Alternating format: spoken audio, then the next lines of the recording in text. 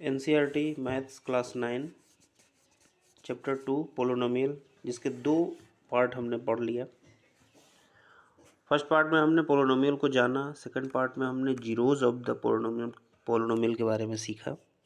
कुछ महत्वपूर्ण पॉइंट हमें जो याद रखना है कि जीरोज ऑफ ए पोलोनोमियल वो होता है जो polynomial is equal to zero करने पे जो वेरिएबल का वैल्यू होता है, और किसी भी पोलोनोमियल का जीरोज एक से ज़्यादा भी हो सकता है। क्वाड्रेटिक पोलोनोमियल का 2 होता है, क्यूबिक का 3 होता है, यानी कि जितना उसका ऑर्डर ऑफ द जो उसका डिग्री ऑफ द पोलोनोमियल है उतना उसका जीरोज हो सकता है मैक्सिमम।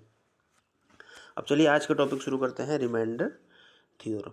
रिमाइंडर थ्योरम, जैसा कि हमने देखा कि पी एक्स इजकल टू कोई एक फंक्शन है जो एक्स वेरिएबल पे है, तो उसके बाद आप रिमाइंडर थ्योरम जानिए। तो रिमाइंडर थ्योरम ये बोलता है कि पी एक्स कोई फंक्शन है, तो पी एक्स में एक्स की जगह पे अगर कोई वैल्यू रखा जाए तो जिससे पी एक्स का वैल्यू जीरो हो जाए, तो वो तो इसका मतलब ये हुआ कि जीरो पी एक्स में जो एक्स का वैल्यू हम रखे हैं जिसके कारण से उसका वैल्यू जीरो हो गया, वो उस पोलोनोमियल का जीरोज हो गया। लेकिन अब दूसरा सोचिए कि अगर उसमें किसी भी पोलोनोमियल को एक्स का पोलोनोमियल है, तो एक्स माइनस ए से अगर उसको डिवाइड किया जाए तो उसका रिमाइंडर क्या होता है।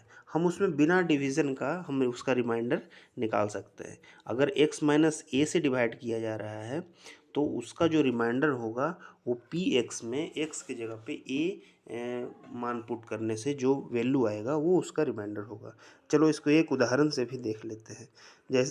जैसे कि आपका पोलोनोमियल है कोई 3x² प्लस एक्स प्लस 1। ये एक्स का एक पोलोनोमियल है। इसमें अगर एक्स -1 से या एक्स +1 से किसी से भी डिवाइड किया जाए, तो एक्स -1 से अगर डिवाइड करेंगे तो एक्स -1 इजकल टू 0 लिखेंगे और फिर एक्स इजकल टू 1 हो जाएगा, और एक्स इजकल टू 1 जो पुट करेंगे उसके बाद जो वैल्यू आएगा पी एक्स का वो उसका रिमाइंडर होगा। चलिए अब जैसे एग्जाम्पल 6 है, फर्स्ट एग्जाम्पल हम देखते हैं कि P x is equal to x plus 3x² minus 1 है, और एक दूसरा फंक्शन है G x is equal to 1 plus x. अब दोनों को पी एक्स बटा जी एक्स जब करेंगे तो रिमाइंडर क्या आएगा, तो जी एक्स जो है 1 प्लस एक्स है, यानी कि एक्स इजकल टू -1। अब एक्स इजकल टू -1 अगर पी एक्स में पुट करेंगे तो जो वैल्यू आएगा वो पी एक्स को जी एक्स में भाग देने से जो रिमाइंडर आएगा उसके बराबर आएगा, जैसा कि आप देख सकते हैं। अब हम डिवीज़न मेथड से भी देखते हैं तो उतना ही आता है आंसर, और फिर ऐसे भी उतना ही आता है। इसके लिए अलजेब्रा का प्लस माइनस और वो ब्रैकेट हटाने का, ये सब का बोर्ड मस का ज्ञान बहुत ज़रूरी है। अब देखिए अगर x+1 इंटू -2 किया इस तरह से, फिर वो डिवीज़न का जो रूल है कि dividend is equal to divisor into quotient plus remainder, तो वो रूल यहाँ भी लागू होता है और डिविडेंड को ऐसे लिखते हैं। फिर हम जीरोज जब निकाले थे, मतलब जीरोज वो होता है जो उसका वैल्यू जीरो कर दे, मतलब रिमाइंडर जीरो हो जाए, तो उस कंडीशन में क्या होगा, dividend is equal divisor into quotient हो जाएगा, मतलब रिमाइंडर जीरो होना है। तो रिमाइंडर जीरो का मतलब है कि पी एक्स को जीरो होना है। अब पी एक्स जिस वैल्यू के लिए जीरो हो जाएगा वो तो उसका जीरोज कहलाएगा। मतलब इसका ये हुआ कि अगर कोई भी फंक्शन पी एक्स है, वो अगर पी ए पे जीरो हो रहा है तो एक्स माइनस ए उसका एक कंप्लीट फैक्टर होगा। इसका मतलब है कि एक्स माइनस ए से अगर उसको डिवाइड करेंगे तो जीरो आएगा। ये हमारा रहा रिमाइंडर थ्योरम। अब एक ले लेते हैं कि P x is equal to 3x² plus x minus 2 है। If we replace x by -1 we have p -1 is equal to 1, तो p -1 है, इसका मतलब हुआ कि इसमें अगर x+1 से डिवाइड करेंगे इसको तो इसका रिमाइंडर जो आएगा वो 1 के बराबर आएगा। एग्जाम्पल 7 देख लेते हैं। डिवाइड द पोलिनोमियल, इतना है, इसका डिवीजन करना है। डिवीजन करने का आप क्लास 8th में सीखे होंगे कि डिवीजन किस प्रकार से करते हैं।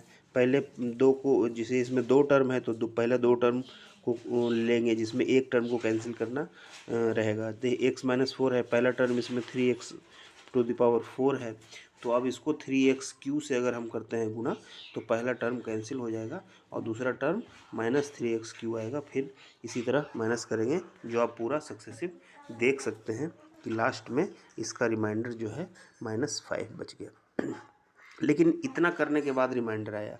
अब हम इसमें देखिए लास्ट में रिमाइंडर -5 बचा है और x - 1 से हमने डिवाइड किया है, तो x - 1 = 0 अगर लिखेंगे तो x - 1 0 लिखने पे x = 1 हो जाएगा और x = 1 अगर इसमें पूरा पुट कर दिया जाए तो ये रिमाइंडर -5 आ जाएगा।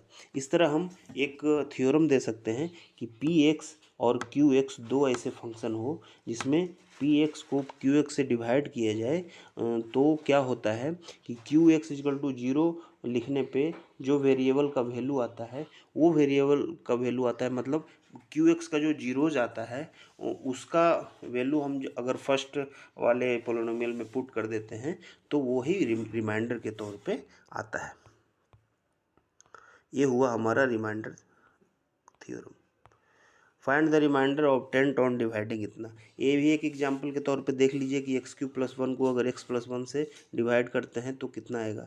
अब देखिए रिमाइंडर निकालना है तो x + 1 = 0 लिख के x = -1 आ जाएगा और एक x = -1 इसमें पुट करेंगे px में तो -1³ + 1 आएगा, तो वो 0 के बराबर हो जाएगा। और डिवाइड करके भी लॉन्ग डिवीजन मेथड से हम इसको निकाल सकते हैं। x + 1 को अगर इसमें डिवाइड करेंगे तो पहले हमें x³ को कैंसिल आउट करना है तो x² से गुना करना होगा। x² से गुना करेंगे तो 1 से भी x² गुना होगा तो यहाँ पे +x² हो जाएगा, फिर दोनों को माइनस करेंगे और फिर आगे इसी तरह बढ़ते जाएंगे तो लास्ट में हमें 0 मिल जाएगा। अब आगे देखिए कि px = x³ + 1 and the root of x + 1 0, ठीक है। इसी तरह ये बनाया गया है। रिमाइंडर थ्योरम को एक बार हम यहाँ जो डिफाइन किया गया है उससे समझ लेते हैं कि px B any polynomial of degree greater than और equal to 1 and let a be any real number of px is divided by the linear polynomial x minus a, then the remainder is pa। इसी की चर्चा हमने पहले भी किया, यानी कि px = x माइनस ए इंटू QX + RX। ये कुछ नहीं है, आप जब डिवाइड शुरुआत किए थे पढ़ना तब उसमें पढ़ना था हिंदी में भाज्य बराबर भाजक गुणे भागफल जोड़ शेष। यहाँ पे इसी को इंग्लिश में चेंज करके यहाँ लिख सकते हैं कि डिविडेंट = डिवाइजर गुणे कोसेंट प्लस रिमाइंडर। अब इस तीनों में जो ये संबंध होता है डिविडेंड, डिवाइजर और कोसेंट में और रिमाइंडर में, चारों में जो संबंध होता है वो हमने यहाँ पे लिख दिया है, उसी को रिमाइंडर थ्योरम बोला जाता है। अब यहाँ पे x - a लिखा हुआ है और x अगर a के बराबर हो जाए, x = a हो जाए तो क्या हो जाएगा कि अगर RX 0 हो जाए, मतलब RX जो है ऐसा कंडीशन में जब इसका रिमाइंडर 0 हो जाए तो px क्या हो जाएगा, x - a इंटू QX हो जाएगा। तो इस कंडीशन में हमारा x - a जो है px का कंप्लीट फैक्टर हो जाएगा। ये रिमाइंडर थ्योरम हो गया। अब रिमाइंडर थ्योरम की सहायता से ही हम आगे जो भी हमारा एक्सरसाइज है वो सब सोल्व होगा, इसलिए इसको ध्यान में रखा जाए कि भाज्य बराबर भाजक गुणे भागफल जोड़ शेष px = x - a into QX + R, जहाँ px और QX दो फंक्शन हैं जो आपस में डिवाइड किए गए हैं और x - a उसका कोसेंट है और R फिर रिमाइंडर है।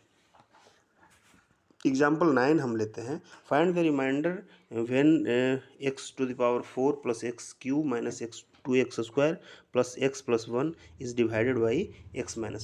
तो x - 1 से जब हम इसको डिवाइड करेंगे तो क्या होगा, x - 1 = 0, x = 1, इसमें x = 1 पूरा पुट करेंगे तो जो हमारे पास आएगा नंबर वही इसका रिमाइंडर कहलाएगा।